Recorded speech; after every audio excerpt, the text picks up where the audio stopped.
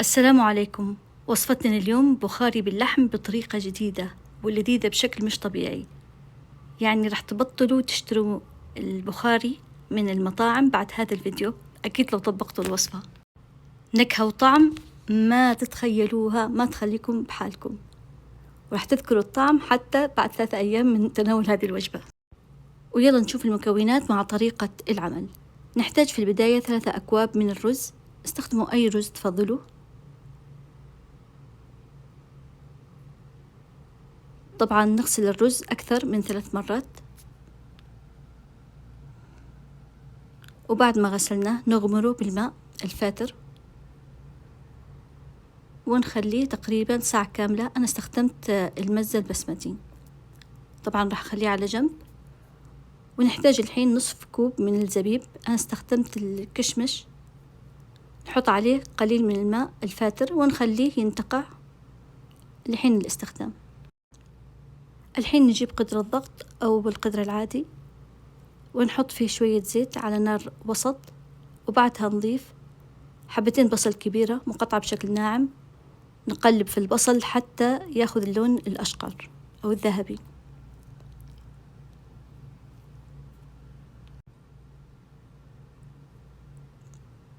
الحين البصل ذبل، طبعا نصبر عليه حتى ياخذ اللون الذهبي عشان يعطي طعم ألذ في طبق البخاري.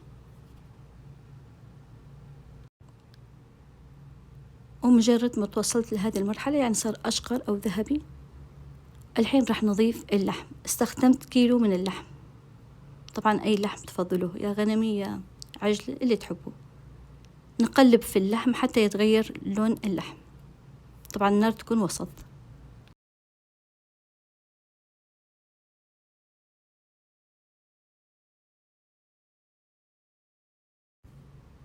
وبعد ما تغير لون اللحم أضفت ملعقة من الكمون وملعقة من الكزبرة الناشفة وملعقة صغيرة من الفلفل الأسود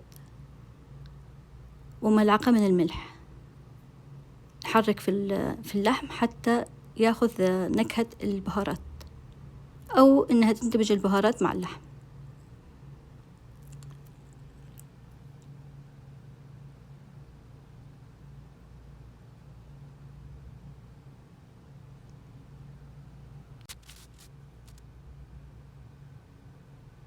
وبعد ما طلعت نكهة البهارات، الحين راح نضيف حبة واحدة من الطماطم المعصورة أو المفرومة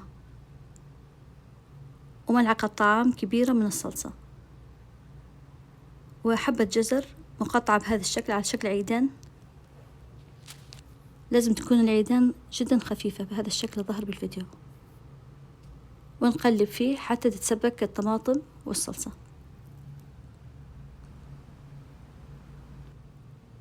وبعد ما تسبكت الطماطم وذبل الجزر معاها، الحين راح نضيف الماء الساخن. طبعا راح نضيفه بهذا الشكل، يكون غمر اللحم بشوي، ونخليه على نار وسط. مجرد ما نسمع صفيرة القدر الضغط نوطي النار ونخليه 40 دقيقة على نار هادية. الحين نحط طاوة على النار فيها 3 ملاعق من الزيت وحبتين إلى 3 حبات من الجزر المقطع بهذا الشكل الظاهر بالفيديو، ونقلب فيه حتى يذبل الجزر. طبعا الجزر راح ياخذ من طعم الرز واللحم، فما راح يكون باين نكهته المعروفة نهائيا. نستمر في التقليب حتى يذبل.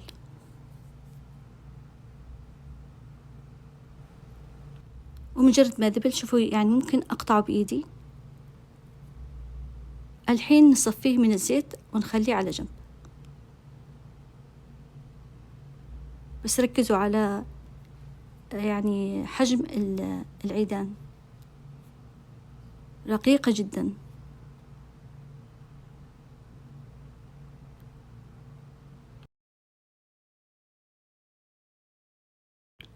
وبنفس الزيت نحط الزبيب بعد ما صفيناه من الماء، ونقلب في الزبيب على نار متوسطة حتى ينتفخ. ومجرد ما ينتفخ نصفيه أو نشيله من الزيت على طول، ما نخليه يطول عشان ما يصير يابس. لاحظوا الحين الزبيب تقريبا صار جاهز ان احنا نطلعه من الزيت.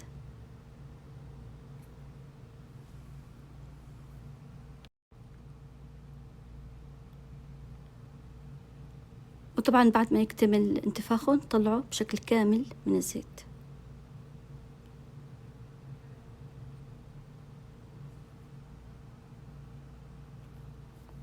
ونخليه على جنب.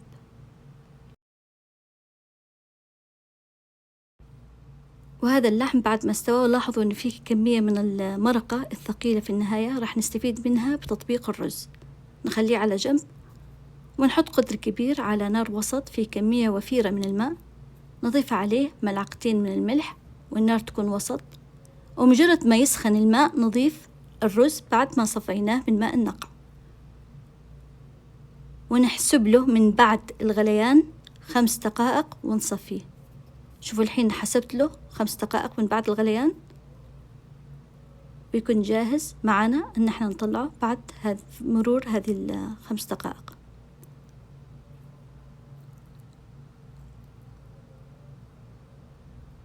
طبعا نصفيه بشكل كامل من ماء السلق.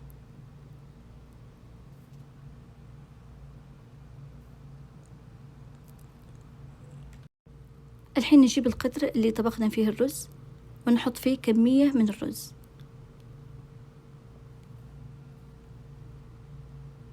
ونضيف عليه من المرقة حق اللحم مغرفتين أو 3 مغارف.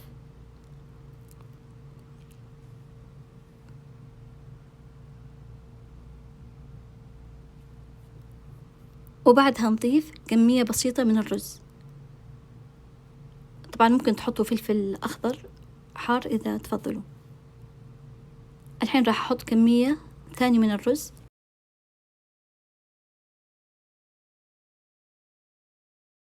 يعني ما نحط اللحمة على طول، طبقة رز بعدين طبقة مرقة بعدين طبقة رز ثانية، والحين نحط مرقة مغرفتين أو 3 مغارف.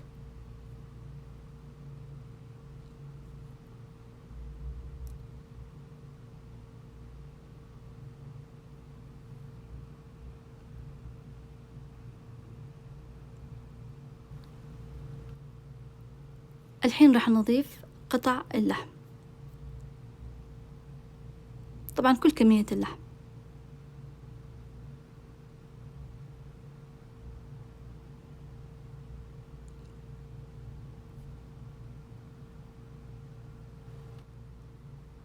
طبعا بعد ما سوينا اللحم أو حطينا كل طبقة اللحم، الحين نضيف كل كمية الرز الباقية.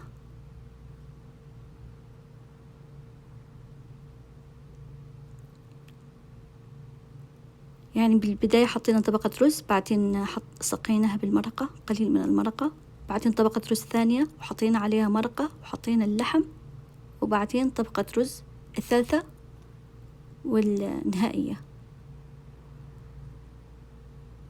نسويه.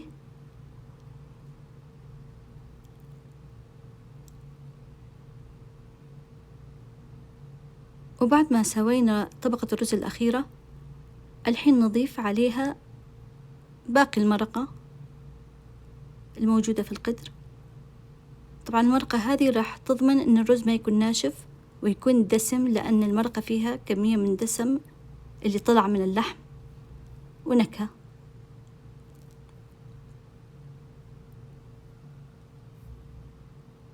وبعد ما حطينا المرقة وصارت بهذا الشكل، الحين راح نضيف الفلفل الأخضر حار إذا تفضلوه، وأضفت ملعقة من الكمون المطحون. يفضل يكون الكمون مطحون طازج، يعني لسه طاحنينه بنفس اليوم. هذه الحركة راح تعطي نكهة جدا شهية للبخار اللحم. وبعد ما أضفت الكمون، الحين أضيف الزبيب والجزر على وجه الرز بهالشكل.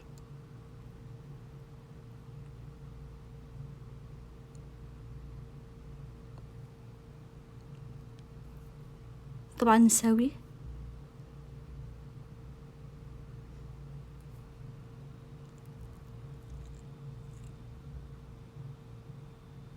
طبعا أنا لسه ما ولعت النار. ونفس الشي سويت طبقة الزبيب ونغطي عليه ونخليه تقريبا 20 إلى 25 دقيقة على نار هادية جدا. وبعد مرور هذه الفترة تقريبا أخذ معي 20 دقيقة وكان ناشف تماما من تحت.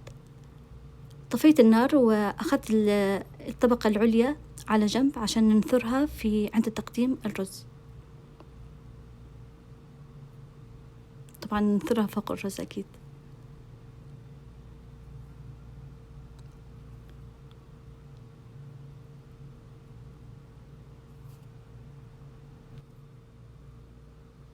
ونحطه بالمغرفة على جوانب القدر حتى ينزل بسهولة في صحن التقديم.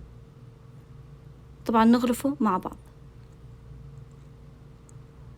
نكهة وطعم ما تتخيلوها، جدا جدا شهية، حتى لو بقى لليوم الثاني نفس النكهة ونفس الطعم ما تتغير. أتمنى تجربوا الوصفة وتعطوني رأيكم فيها، من جد تستحق التجربة.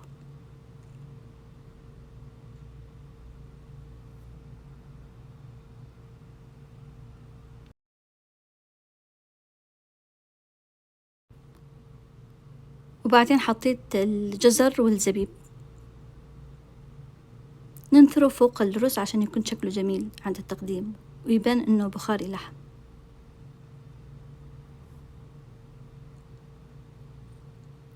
وصحتين وألف هنا.